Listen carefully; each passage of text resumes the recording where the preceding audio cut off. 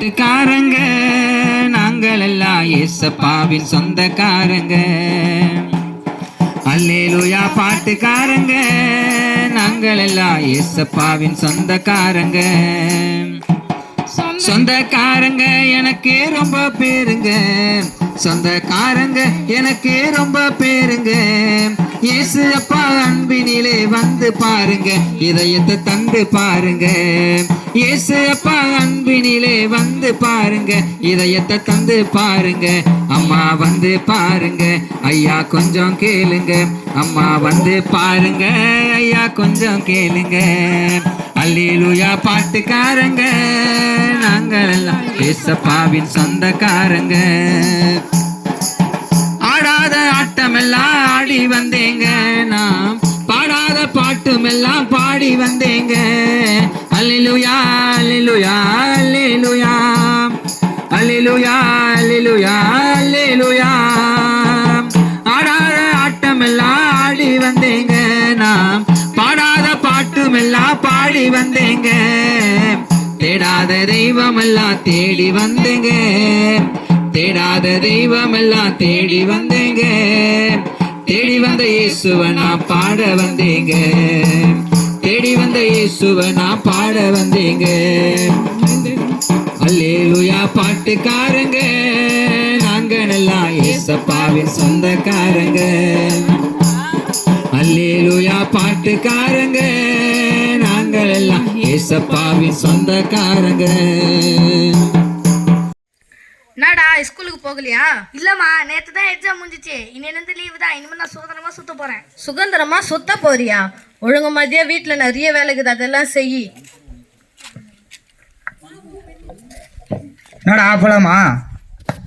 போலாமா? வாடா பொசக்கட்ட பையலே, இனிமேல் அவன் எங்கேயும் வரமாட்டான். நிறைய பொசக்கட்ட பையல என்னடா மாப்பிள்ள இது? நானே இன்னைக்கு தான் வெளியே போலான்னுங்கிறேன். அந்த டைம் அப்போ கூட அந்த வேலை செய் இந்த வேலை செய்யன்னு சொல்லினுங்கிறேன். போமா, நான் போறேன். வாடா போலாம். ரிசல்ட் நீ ஒன்று வச்சுக்கிறேன். சரி, பாக்கெட் எவ்வளோ காசு வச்சுக்கிறேன்? நானா 10 ரூபாய் வச்சுக்கிறேன். 10 ரூபாய் தானா? சி, அவன் என்ன சொல்லி நீ எவ்வளோ வச்சுக்கிற? நானும் அதே 10 ரூபாய் தாண்டா வச்சுக்கிறேன். நீ போய் என்ன சீன்னு சொல்ற? வாடா நாயே. சரி சரி வா போலாம். சரி, மொத்தம் 20 ரூபாய் இருக்குது, அதை வச்சு என்ன பண்றது? ஏய், ஒரு டோட்டலே 9 ரூபாய் தான். வத்தி பாட்டி 1 ரூபாய், ஆர்ட்ஸ் 1 ரூபாய், மொத்தம் 20 ரூபாய். வாடா பாத்து. ஆமாச்சா ஆமாச்சா, மேத்ஸ்ல இவ்வளோ டேலண்டா இருப்பேன் தெரியாதுடா. அப்படியே டெஸ்ட்ல முட்டை வாங்கினேன். ஏய் மூடுறா, இந்த கதை உங்களுக்கு ரொம்ப முக்கியம். சரி வா. சரி, நான் சொன்னதெல்லாம் ஒண்ணு விடாம போய் அந்த பொட்டிக்கல்ல போய் வாங்கி போ. சரி இப்போ வாங்கி வரேன். சரி இரு, கஞ்சா வைக்கிறது அர்ச்சனாக்கா இருக்கு, அவங்க கையில் போய் வாங்கி வரேன். அக்கா 2 டோட்டல் கொடு. இந்தாடா.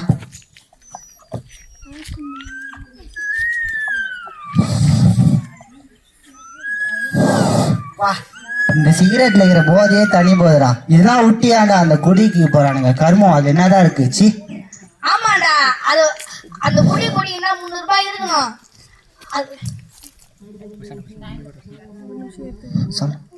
அந்த குடினா 300 ரூபாய் இருக்கணும். அதை வாங்கும்போது யாராச்சும் பாக்குறாங்களான்னு பார்க்கணும். அது மட்டும் இல்லாம அது குடிக்கிறது 2 கிளாஸ், ஒரு வேட்டை கேரசரமா சைடிச்சு இதெல்லாம் வச்சு ஒரு இடத்துல குடிக்கிறதுக்கு சேஃப்டியா ஒரு இடத்த பார்க்கணும். ஆமாண்டா, நீ சொன்னது சரிதான்டா. யாரா அது மதுவை பற்றி மானலாம் பேசுறது? அஜிஜோ அண்ணா, கோவலாம் பண்ணாதீங்க, நாங்கள் சும்மா ஜாலியாக தான் பேசிக்கிறோம். மதுவை பற்றி என்னடா தெரியும் உனக்கு? சரக்கு உள்ளே போச்சுன்னா இப்போ சரிகமா போகலாம், சும்மா சரலாமல் வரும். நாங்கெல்லாம் நாட்டுக்கே கரைஞ்சி காவா தண்ணி குச்சி பாரு, கடல் தண்ணி மாதிரி இருக்கும். அப்போ இவன் காவாடது தானே வரான். ஆமாம் ஆமாம், போங்க போகிறேன். சரி சரி, நான் அவன் அவட்டுமே பேசிட்டு போகிறான். சரி நான் போயிட்டு வரேன். லாஸ்டா. சரி நான் போயிட்டாருடா.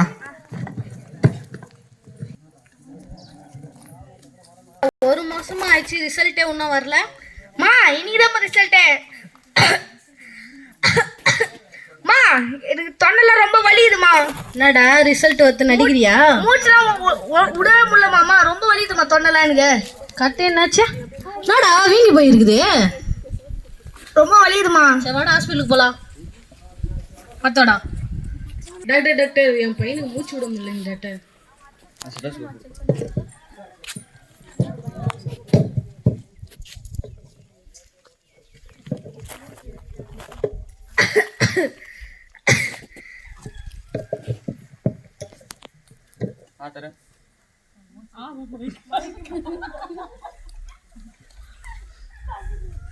அம்மா கொஞ்சம் வெளியே உட்கார சொல்லுப்பா. கொஞ்சம் வெளியே போங்க.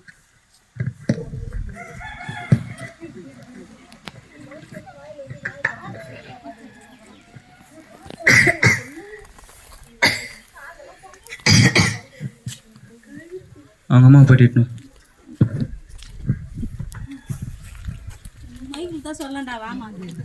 உங்களை டாக்டர் கூப்பிடுறாங்க. என்னாச்சு டாக்டர்? உங்கள் பையனுக்கு செக் பண்ணி பார்த்தோமா, இது ஆப்ரேஷன் பண்ணி தான் ஆகணும். நீங்கள் என்ன சொல்கிறீங்க? சரிங்க டாக்டர், பண்ணுங்க டாக்டர். சரி, ரிப்போர்ட் எழுதி கொடுக்குறேன். சரிங்க டாக்டர்.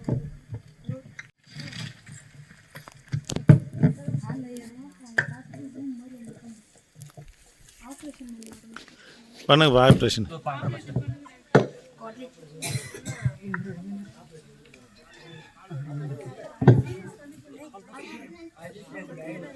நீ அவன் கூட இருப்பா. சரி.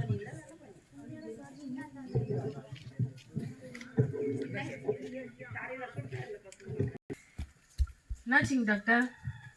உங்கள் பையனுக்கு ஆப்ரேஷன் பண்ணும்போது அவனோட மூக்கில் ஒரு சின்ன சோத்து பருக்கு அளவுக்கு கட்டி இருந்துச்சுமா. ஆனால் சேர்த்து 2 ஆப்ரேஷனை பண்ணியாச்சு. என்ன டிசீஸ்னே கண்டுபிடிக்க முடியல. ஸோ இந்த இதை நாங்கள் வந்து டெஸ்ட்டுக்கு அனுப்புனா தான் என்ன டிசீஸ்னு சொல்ல முடியும். அனுப்புங்க டாக்டர் டெஸ்ட்டுக்கு. சரிம்மா, நீங்கள் ஒரு வாரம் கழிச்சு வாங்க. நீங்கள் சரிங்க டாக்டர். டெஸ்ட்டு ரிசல்ட் வந்துச்சு. சரிப்பா, நான் போயிட்டு அவங்க அம்மா கூட்டணும். போயிட்டு உங்களை டாக்டர் கூப்பிட்றாங்க. என்னாச்சு டாக்டர்? Test result வந்துச்சுமா. உங்கள் பையனுக்கு லிஃபோமான்னு ஒரு நோய் இருக்குமா. நீங்கள் என்ன சொல்கிறீங்க எனக்கு புரியல. ஆனால் அது ஏதோ ஒரு பிரச்சனை இருக்குது. அது என்ன நோய் டாக்டர்? அது ஒரு வகையான புற்றுநோய்மா. அதுக்கு வந்து நிறைய மருந்து மாத்திரை போடணும். புற்றுநோயா? அது சரி, மாத்திரை போட்டால் சரியாயிடுமா டாக்டர்? அப்படியே சொல்ல முடியாது. மருந்து மாத்திரை போட்டால் இன்னும் 1.5 வருஷம் தான் இருப்பான். மற்றதெல்லாம் கடவுள் கையில் தான். 1.5 வருஷம் தான் இருப்பானா?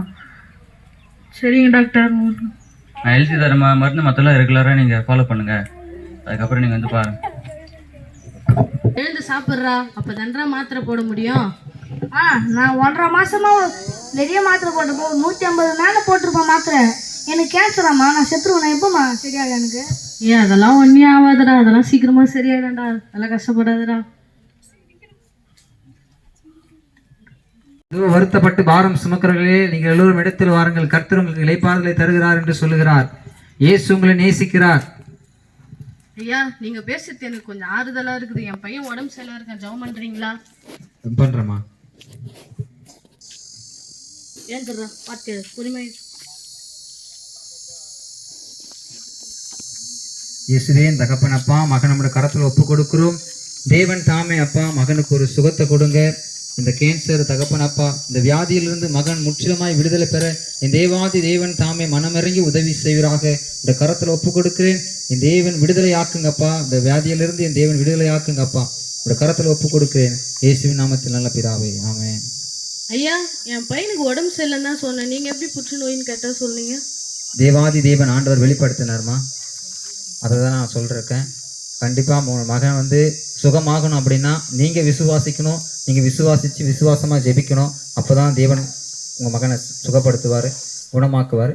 நீங்கள் ஜெபிங்க. சரிங்க ஐயா.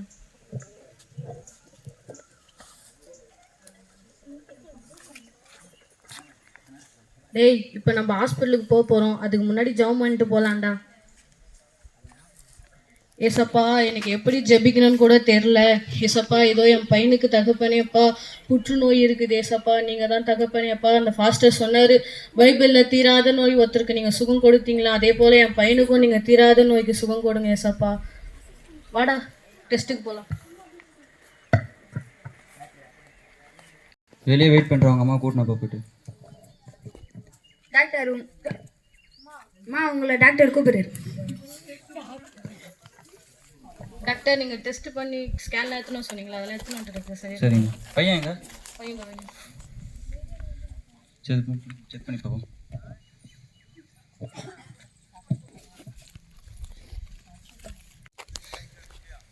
என்ன எல்லாம் நார்மலாக இருக்குது.